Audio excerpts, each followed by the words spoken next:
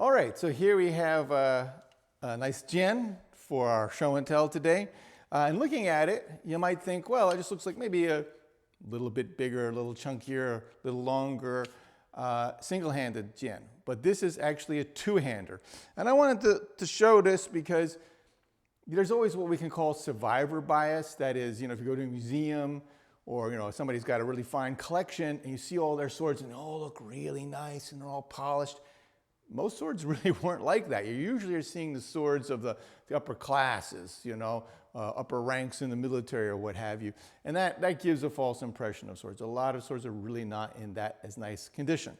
So I wanted to show you a sword and I'll show you to you again after it's restored, because I'm going to have this one restored. The first thing is, how do I know it's a two-handed jian and not just a single-handed jian? If you could be here now and put this in your hand, you feel like, okay, yeah, this is really way too heavy to use as a single-handed sword. And it's also not balanced so that you could. This is almost 3 pounds, 2 pounds, 15 ounces. That's 1,330 grams. So this is really, really quite heavy. And also, particularly for this length, it's 31.5 inches long. It's 80 centimeters, okay? So that's a pretty long jian. And there are occasionally some jian this long, and it's very long for a jian, a single-handed jian, but occasionally you do come across them this kind of length. More typically, it's going to be 28.5, 29, even 29.5, and that inch and a half really makes a difference in the torque. So when you have a sword that weighs essentially 3 pounds, is 1 ounce short of that, and has this length, this torque is really heavy. You just can't wield it effectively with one hand. But also, you might say, well, maybe it was a strength training tool. And that's a possibility, but it's not balanced that way. It's just too tip heavy to really do your cuts properly with. If this were perfectly balanced, the way just like a single-handed sword would be balanced, then you could maybe argue that, but it's not. And also, there's some other telltale signs that, well, you might say, well, wait a minute, the grip is short. This has definitely been broken. And one way I can tell that is that, first of all, if I look at this guard, this is really quite a big guard. It's 3.5 inches tall here, and excuse me, it's 4.5 inches tall. That's that is 11.5 centimeters, okay, and it's 4 wide. So this is a really exceptionally big guard, which is what you find on two-handed jian. Also, the base of the sword here, it's quite wide. It's almost 2 inches, 1 and 7/8 inches. That's 4.6 centimeters wide. So it's really, really quite wide. That's not typical. Also, thickness here, it's 1 centimeter thick here. So it's, excuse me, that's it's at like 3/8 of an inch. So it's very, very thick. So this is not at all the build, the way you'd forge a single-handed sword. And you got to remember, this sword, when I sight down to here, I can see real places where, particularly here, this sword has seen action. This was really in combat. It's taken nicks to the blade, which have been polished out. So it's lost a little bit of its weight and width. Not a lot, I don't think, but some. So it was even a little bit bigger than this. And that extra oversized guard, that's typical of a two-handed jian or two-handed weapons in general, not of single-handed. Also, though, this is a really good quality. It's loose now. Just like I said, I want to show you this pre-restoration.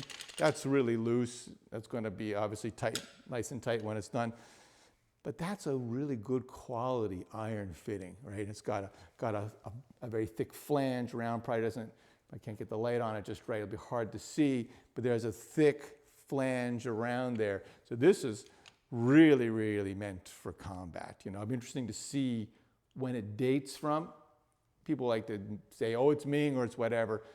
You have to really look at the tang. We've discussed that before. I want to see the depth of the patina and the color of the patina on that tang. That'll give me a better idea. Maybe it is late Ming, but it's unusual. That's 400 plus years old. Probably not. I would say probably more likely dates from the Taiping Rebellion, 1860s, but I don't know, and I'll look at that tang to find out.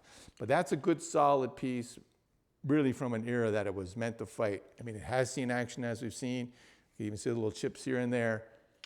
that's the kind of solid piece that you have on your sword when you're expecting to be in serious combat. But that's really good quality fitting, but these are not. This is just a bit of iron that's been made to make that flange. There's a little bit of wire around here, kind of hold it together. And there is this likewise here, come a little closer here.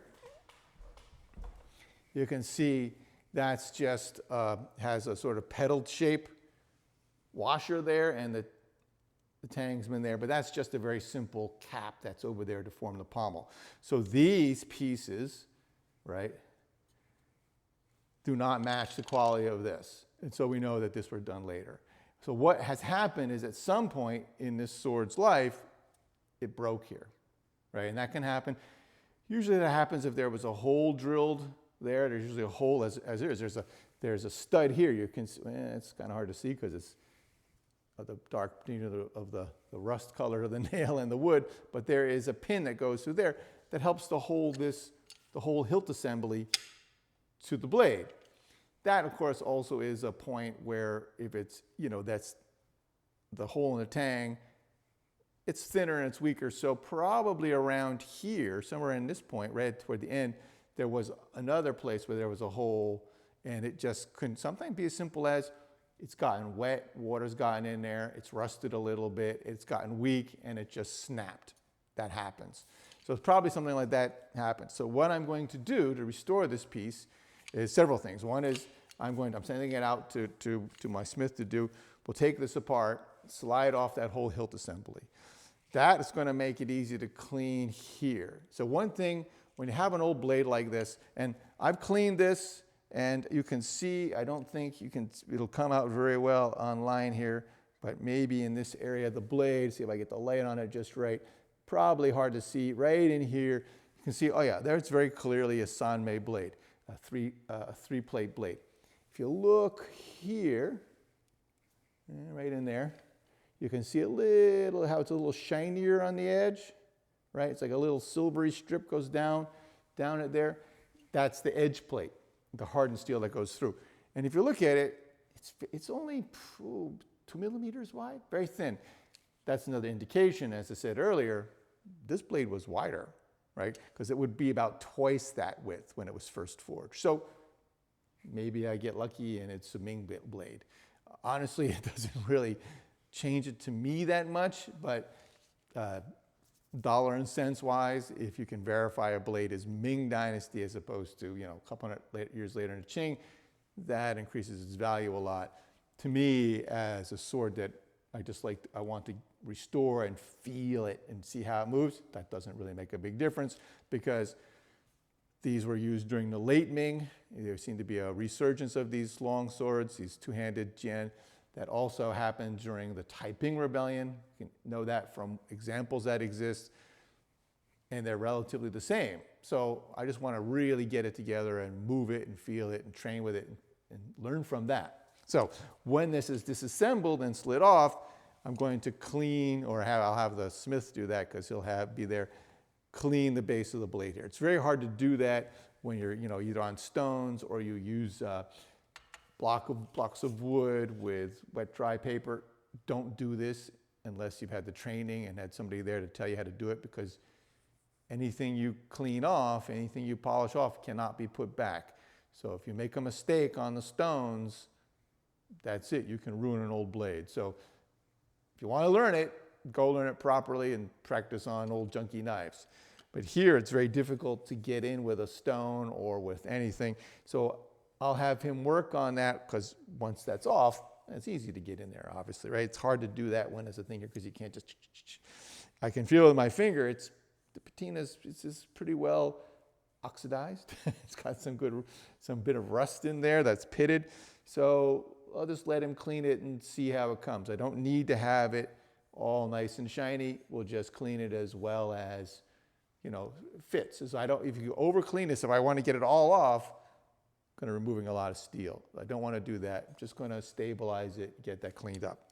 The other thing I'm going to have the smith do is put a tang extension on. So he's going to weld a new piece of tang on here. And I'm going to have him do it at least as long as this bit. So it's going to be this long. at least. I'll probably have him do a few extra inches just to be safe.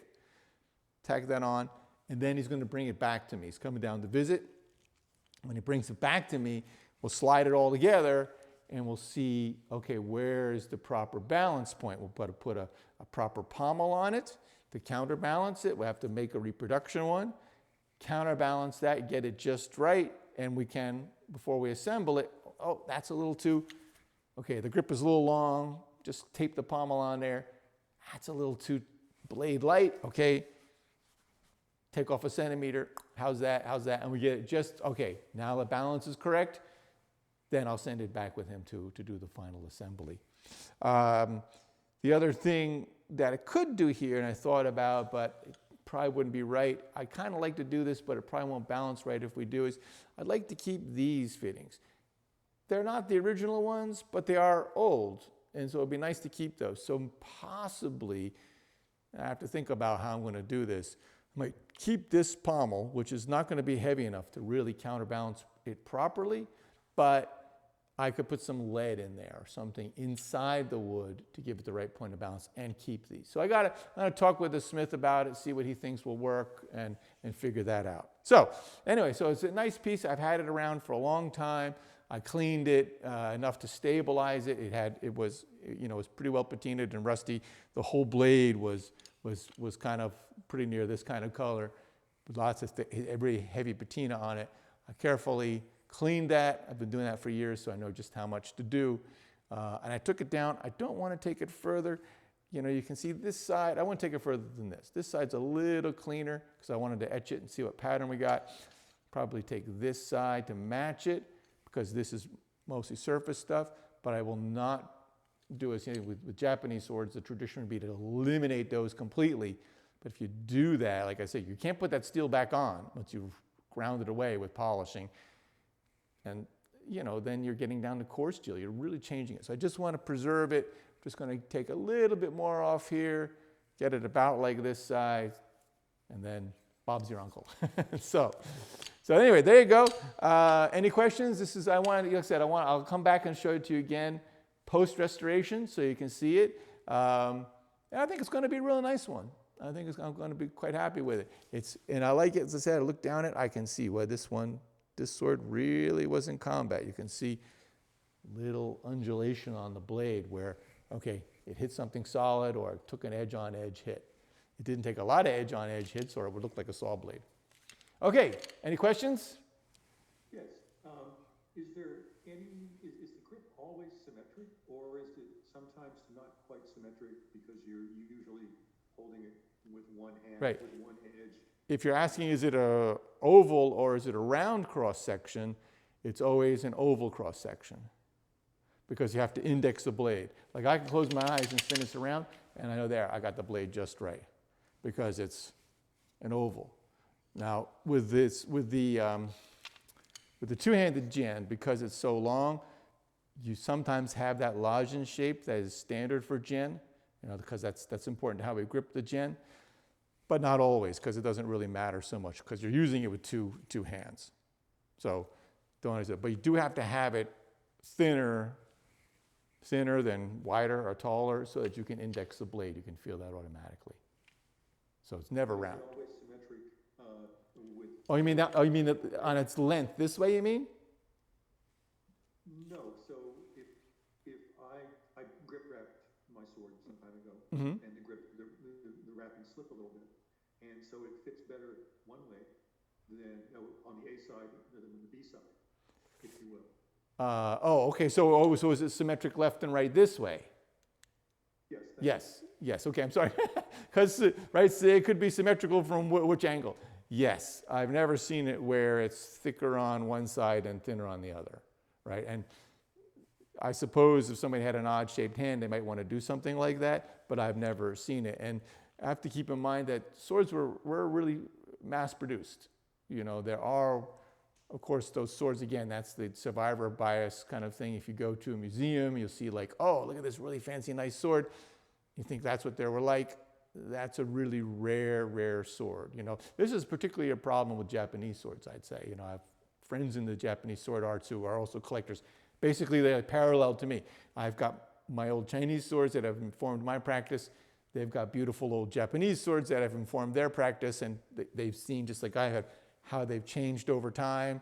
But they'll say this is the same thing. You look at these swords, and my God, don't look at it too strongly because you might scratch it. It's absurdly polished. Often that's damaged it, from a user point of view. But those swords are, masterpieces or art swords or whatever. They tend to be maybe one-offs. The same smiths, whether in China or Japan or wherever, are making large numbers of swords. It's just, you can think of it just like firearms today. If you're a really wealthy guy who goes hunting, you may have a hunting rifle that costs, $100,000 or something that is, walnut and checkered stock and, inlays and everything. But the same rifle, you could buy a rifle off the rack, so to speak, that shoots just as well, So, but most swords are going to be, and this is going to be this is some way for somebody to really use. Those are going to be very standardized, and it's all symmetrical. And you have this production is assembly line production. We tend to think it's all like today it's a crafts industry, but in the past it was an arms industry. And so they got, the lower level guys are just carving wood, the apprentices. Other people are just making the guards. The main, the most, other smiths are banging out billets, right? And they're making a billet and they pass it on. They make a billet and they pass it on. So, Henry Ford is usually given credit for developing or inventing the assembly line. That's actually not true. The assembly line was used in China in the Ming Dynasty. So they had people, each skill in the set was specialized. And so there were people who could do the whole thing, the master craftsmen, but most of the production was assembly line. So people who are making grips and making the rough billets for the grips, the rough blanks, they're making them all the same. So you're not going to find one different from the other, right? Okay, does that make sense? Did that answer your question? Yes, thank you very much. Okay, so it's a long-winded answer, but there's a lot of facets to these things. Anyone else? Okay, well, we should probably take a break because we're running over into the next class's time. So thank you, everybody. See you next time. Stay strong.